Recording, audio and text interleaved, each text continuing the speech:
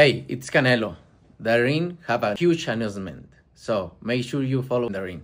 It's probably where I got a shoulder. I think people coming up with their own, antics. Terence Crawford got a shoulder injury. Terence Crawford out of shape. Terence Crawford slow. Terence Crawford. Yeah, they coming up with all kinds of stuff.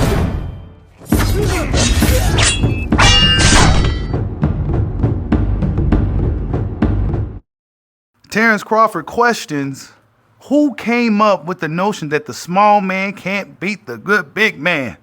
I need y'all to get the likes up, man. Get the likes up.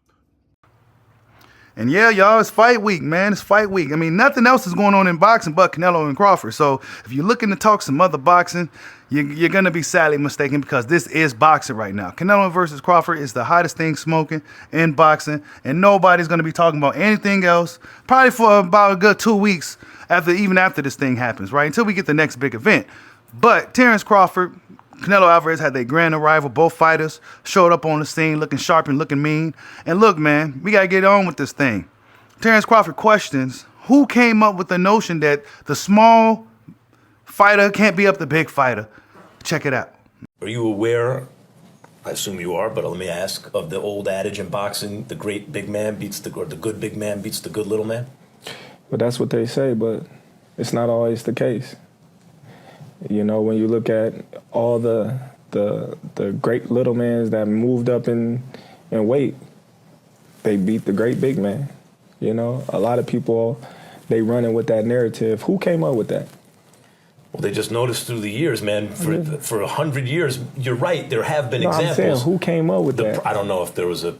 See, I can't name the person. Don't nobody know who came up with that, and everybody just running with it because they don't know what they talking about. When we look at the history of boxing, more little men moved up in weight to beat the bigger man than boxing. More little man. When you talk about Floyd Mayweather, when you talk about De La Hoya, when you talk about Pacquiao, when you talk about Sugar Ray Leonard, when you talk about Roberto Duran, when you talk about Canelo Alvarez, when you talk about Terence Crawford, when you talk about Shakur Stevenson, I can name fighters for days that was smaller, that moved up in weight consistently and was successful. And to hear what Bud had to say, I mean, look, he had a point.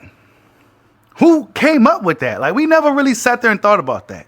And when we do look at it, we've seen many great fighters over the years move up in weight and be great. Why not now? I think what people are looking at, though, Terrence, is a guy hopping up. Just 2 weight classes, hopping straight up 2 weight classes.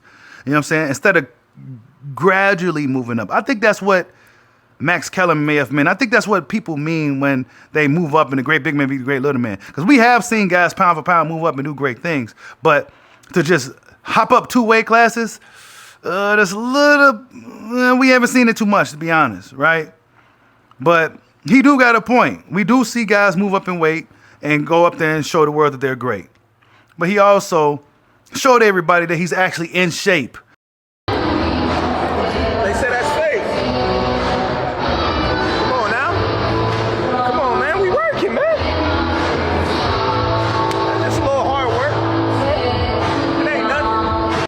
Right? It's been a narrative for a few days that he wasn't in shape. We thought that we already kind of debunked it. But Crawford had to let everybody know that he was really in shape.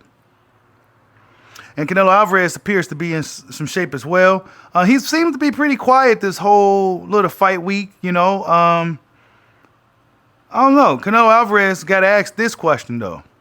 Last thing for me, I want to ask you, will there be a moment where Crawford realizes that he's in over his head moving up to 168? It's gonna be a moment. Thank you. He said that Crawford going to feel something different at 168. Now, will Crawford feel something different? I don't know, right? That's just I don't want to use the word generic, but that's just a generic thing to say when you got the smaller guy coming up and, things is different up here and all that. Okay, well, we're going to see this upcoming Saturday, how different things are really going to be. This fight could be, I'm not sure how true it is, but the third largest gate in boxing history. Yeah, that's right. Mayweather Pacquiao was the first one, 72.2 million. Floyd Mayweather and Conor McGregor, the second with 55.4 million gate, right? And then, of course, Canelo versus Crawford, third largest gate in boxing history. We don't know what the numbers is, right? Is it the third largest gate? I would imagine it is. Canelo Alvarez is the biggest name in boxing. One would argue Terence Crawford is another one of the biggest names in the sport. And then you got two guys on the collision course. It can only mean for record-breaking numbers. Get up here. You said it's like when you went over to Scotland. But you're the villain in this to these people, right? Right here, this crowd, the people who showed up here, I heard them boo you. What does that feel like? It's cool. I've been booed before.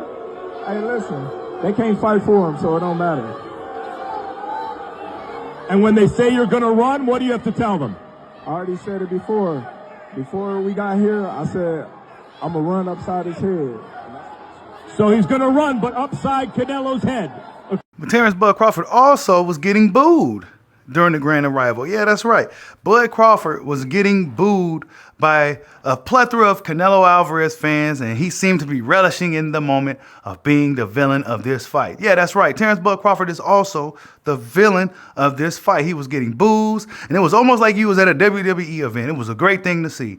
So it's going to be good to see how quiet it's going to be in that ring, because you best believe it's going to be a lot of screaming Canelo Alvarez fans that night, and it's going to be really, really quiet once Bud Crawford start running that fist upside that head. But yeah, man, I mean, look, grand arrivals, both fighters look to be ready. Actually, looking at Terence Bud Crawford, he appears to not be, he looking good fight week, right? In the past few fights for Bud, he's been, you see how the guys look at what kind of weight drain looking fight week. Crawford ain't been looking good, but he looks pretty good this week. Canelo Alvarez looking good this week, so I expect a good fight. We see the both guys face off and everything else. We've been seeing that. Honestly, you guys, there's not much of is there a size difference? Honestly, I don't know if there's going to be a size difference at all once they step in that ring. The only advantage Canelo really has is that he's more familiar with that weight class. That's the only advantage he has in this fight. I don't see no other significant advantages. I mean, Crawford appears to be the taller fighter. He's going to be the longer fighter, and he might even be the stronger fighter. But tell me what you guys think. They just had the grand arrival. Both fighters look to be ready to go for this fight this upcoming Saturday. Terence Bud Crawford said he's going to be running that fist upside his head. Ain't going to be no running nothing but that fist upside that head. And that Canelo Alvarez said that things is different at 168, and we're going to see which fighter will emerge and be great. Grab hot, your boy. Peace out. By no Team Crawford, y'all know I get active.